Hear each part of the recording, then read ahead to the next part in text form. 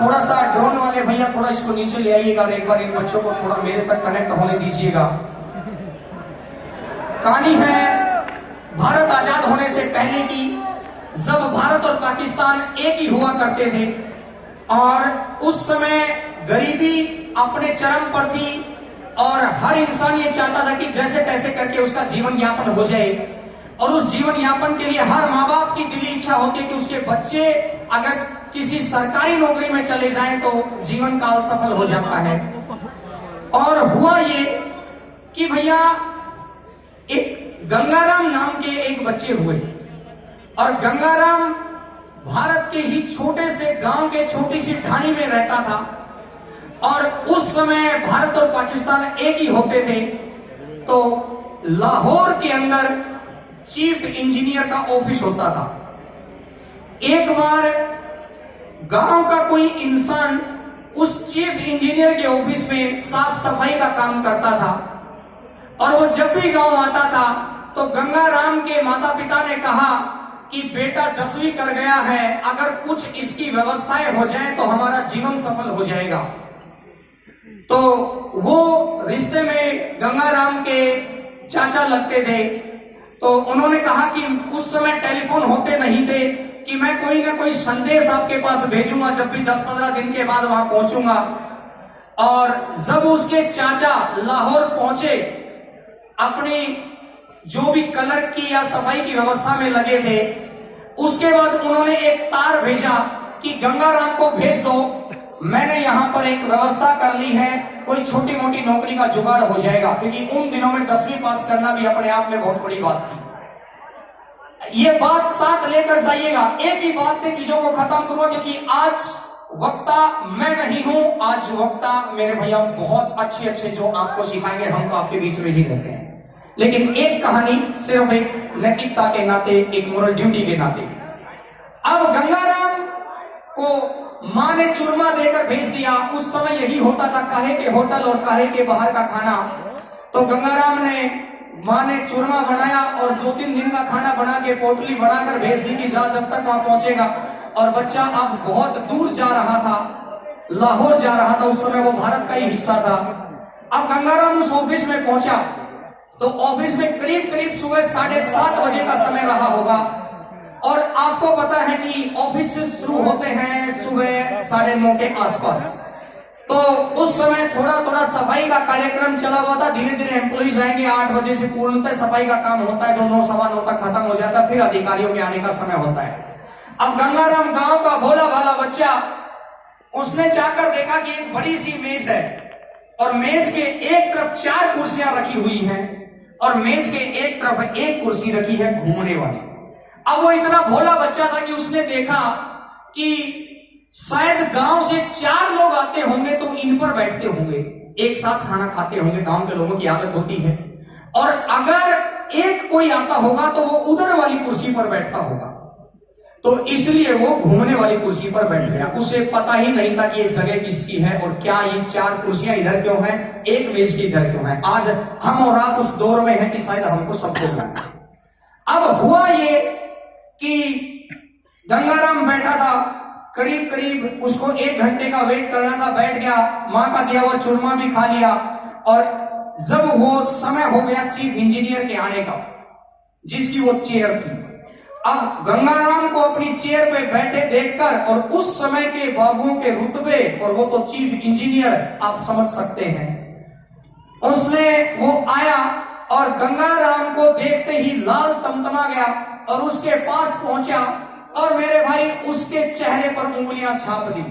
Gangaram 360 degree पर घूम गया चेयर पर ही और चेयर अपनी जगह आकर रुक गई। अब गंगाराम चेहरे पर निराशा की, उसको पता ही नहीं कि हुआ क्या। वो तो वेट कर रहा था अपने चाचा का और वो मुंह पर हाथ रखे और वहां से दरवाजे की तरफ मुंह झुकाकर जाने लगा। जब ये वाकया हुआ तो वहां पर 6-7 एम्प्लॉइज थे और जैसे ही वो गेट पर पहुंचा तो वो चाचा मिले तो उसने कहा कि गंगाराम आओ, मैं तुम्हें यहां पर कलर की नौकरी दिलाता हूं। तो सुनिएगा जो शब्द जो गंगाराम ने कहे। गंगाराम ने कहा कि चाचा उस घूमने वाली कुर्सी पर बैठने के लिए क्या करना पड़ता है। उसको लगा कि बच्चा है, गांव से आया है, 2-3 दिन के सफर पर आया है, डर गया होगा या भुतास गया होगा या नर्वस जिसको अपन बोलते हैं, और शायद इसलिए बहकी बहकी बात कर रहा है। उसने कहा कि बेटा वो बहुत बड़ी कुर्सी है, अपने किस्मत में नहीं है, अपने हिस्से में नहीं है, तो आप सिर्फ मैं तेरे को वो नौकरी दिलवा देता हूं जो आपके माँ बाप ने मुझे कही है, और मेरा भी एक कर्ज उतर जाएगा। उसने फिर कहा अभी अभी तमाचा खाया था और सोचेगा तमाचा खाने के बाद बदला लेने की देखिएगा व्यवस्थाएं क्या बनाई। ये होता है बुद्धिमान लोगों का कार्यक्रम। और उन्होंने कहा कि चाचा उस कुर्सी पर बैठने के लिए क्या करना पड़ता है। तो चाचा को लगा कि बड़ी पगली पगली बात कर रहा है। वो 2-4 लोगों से वहां पूछा जो अवेलेबल थे, तो उनसे माजरा समझ में आया कि यहां हुआ क्या था। तो उसने कहा कि बेटा ये लाहौर के चीफ इंजीनियर की कुर्सी है और ये आपकी और हमारी बस की बात नहीं है, इसके लिए बहुत बड़ी पढ़ाई पढ़नी पड़ती है, फीस देनी पड़ती है, जो इतने पैसे ही नहीं होते। उसने फिर तीसरी बार कहा चाचा उस कुर्सी पर बैठने के लिए क्या करना पड़ता है। अब वो समझ गया कि बच्चा है, दिल पर चोट लग गई है, और जब दिल पर चोट लग जाए वही इंसान साधारण बुद्धि से असाधारण काम करता है।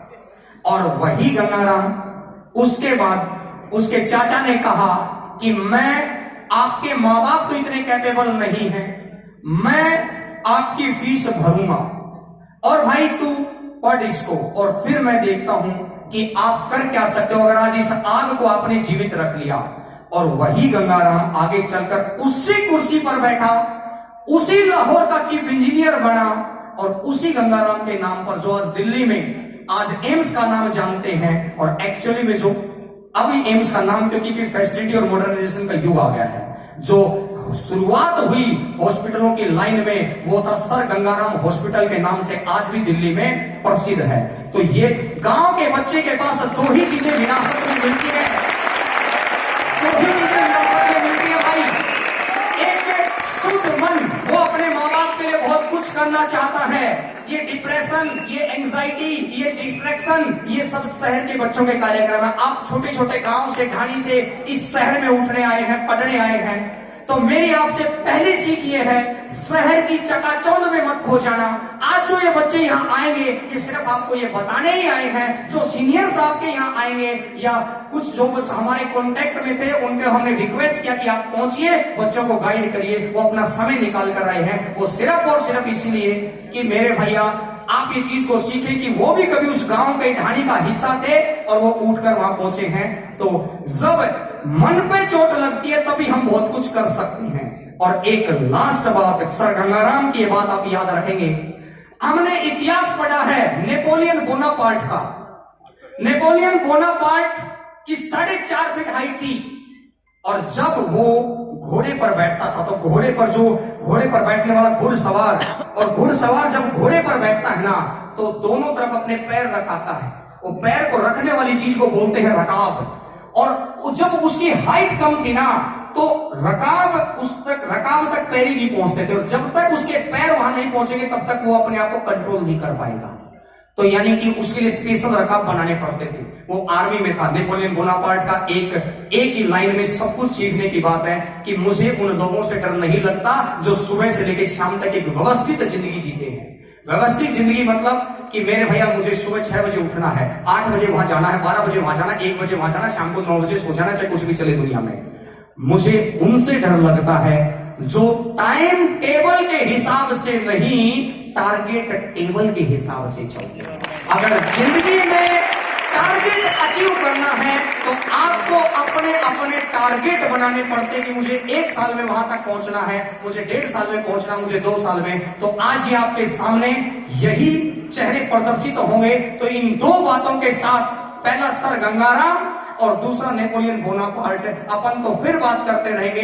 आज बात सुनने का है और खूब खुले मन से चीजों को सुनिएगा, सीख कर जाइएगा, और अंदर वो चोट या आग या सपना, वो जुनून लेकर जाइएगा जिसके दम पर आपके माँ बाप, आपके बूढ़े माँ बाप गांव में बैठकर ये सपना देख रहे हैं कि मेरा बेटा या बेटी वहां पर गए हैं और वो कुछ करके आएंगे। आने वाले 33 साल का भविष्य, जिंदगी, सम्मान, ऐसी पर्सनैलिटी बनिए। गांव में कोई भी प्रोग्राम हो तो मेरे भाई आपके नाम से बुलाया जाए, कि उनके फादर को बुलाए, उनकी माता को बुलाए, गांव में कोई भी प्रोग्राम हो, सब ऐसी फैसिलिटी बनेगा।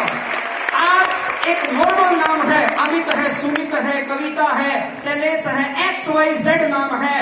अब इसके सामने जब इनकम टैक्स इंस्पेक्टर अमित नाम में वजन हो जाए, तो सबसे पहले हमको अपने काम में वजन करना पड़ेगा। तो इन्हीं शब्दों के साथ मैं देता हूं विराम, और आज के इन्हीं दोनों तीन एग्जाम्पल से, और बाकी तो आपने 1.5 घंटे का पूर्ण सहयोग किया है, और अब अपन कहानी को स्टार्ट करेंगे।